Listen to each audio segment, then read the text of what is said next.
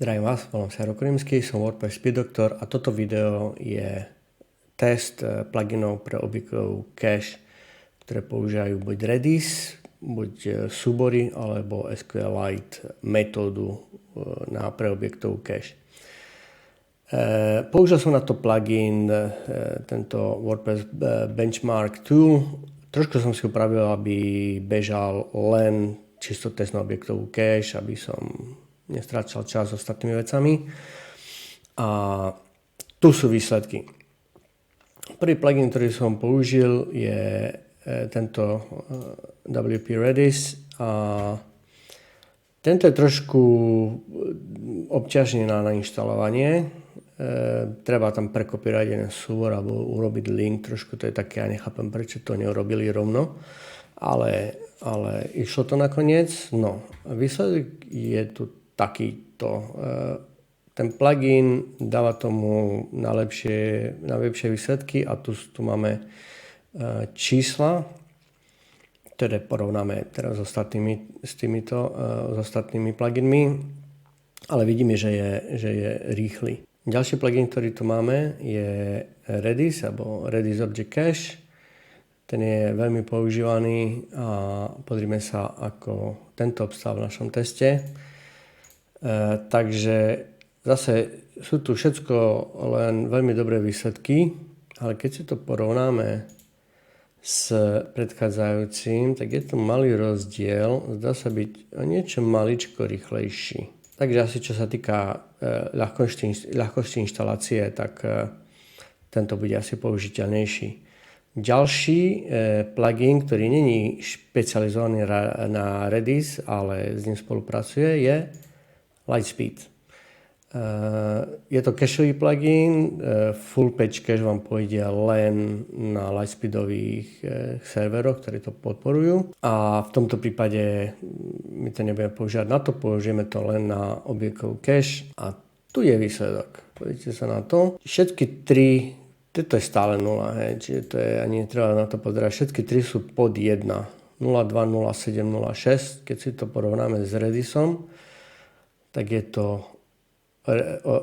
Lightspeed oveľa rýchlejší. Okay? Čiže tu máme 0.2, 0.6, 0.7, čiže je tam nejaký rozdiel medzi tým, ako sú rýchle. Poďme na ďalší plugin, ktorý ale nepoužíva Redis a používa súbory, PHP súbory, ktoré ostávajú v OP-cache, to je ďalšia cache na úrovni PHP a tento plugin sa volá Docker Cache.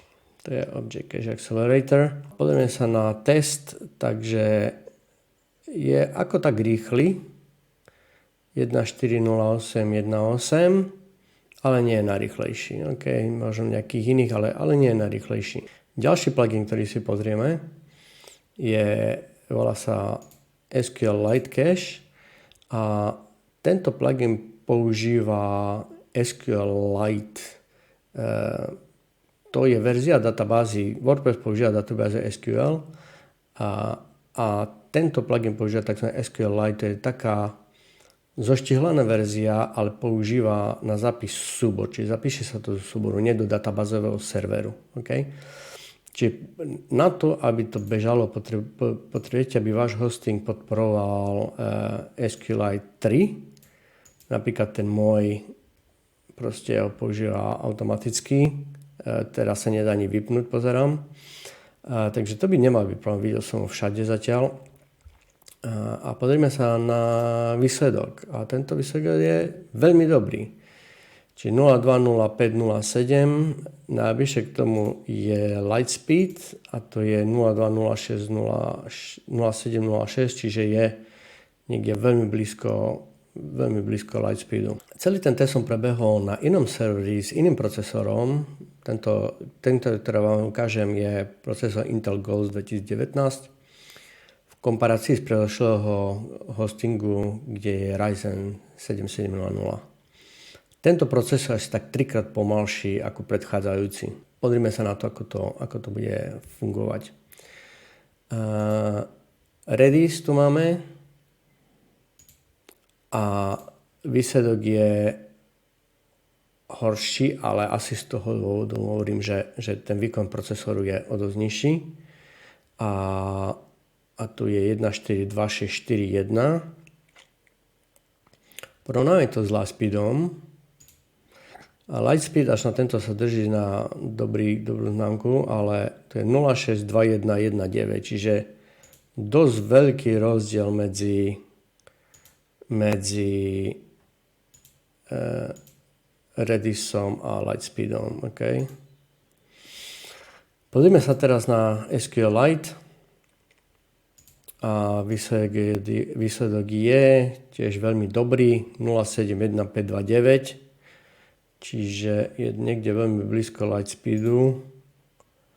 Tu nám máme sedieť, čiže tu najhorší 2,1, čiže v čítaní je 1,5, takže v čítaní sa zdá byť na tomto serveri lepší tento plugin a toto riešenie.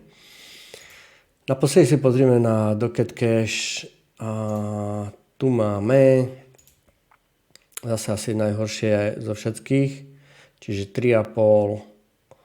Wow, to je dosť veľký rozdiel.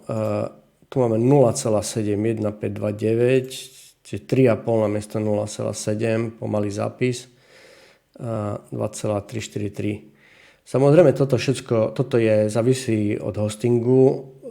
Tento plugin tým, že zapisuje na disk, tak práve preto je asi tým najväčším limitom. Keď máte pomalý disk alebo veľmi na úrovni účtu oklieštený prístup na disk alebo rýchlosť, tak asi tento bude pomalý.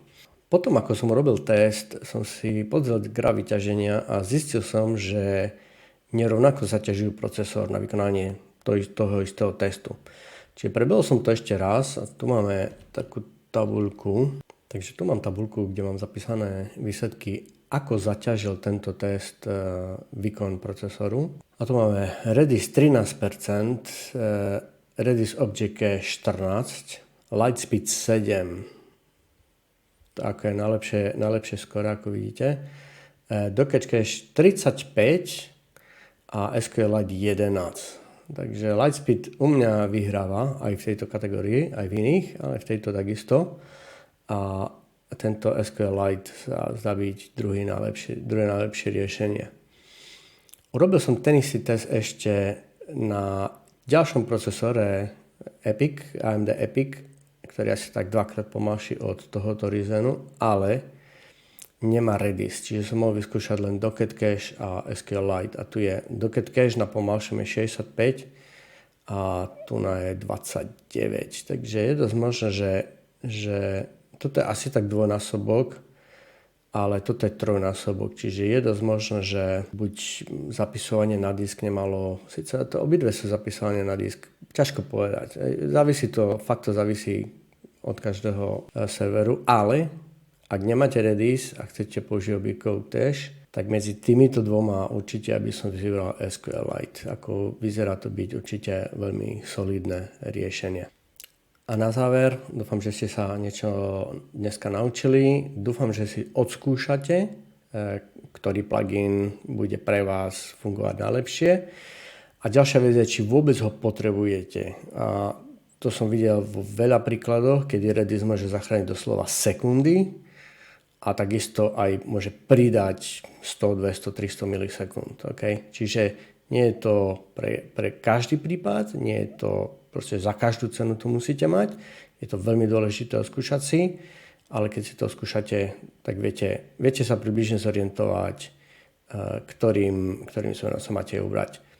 Napíšte mi do ďalšieho komentu vaše výsledky, prihláste sa na kanál, ktorý bude ďalej publikovať videá ohľadom rýchlosti WordPressu, optimalizácie, kvality kódu a podobných tém.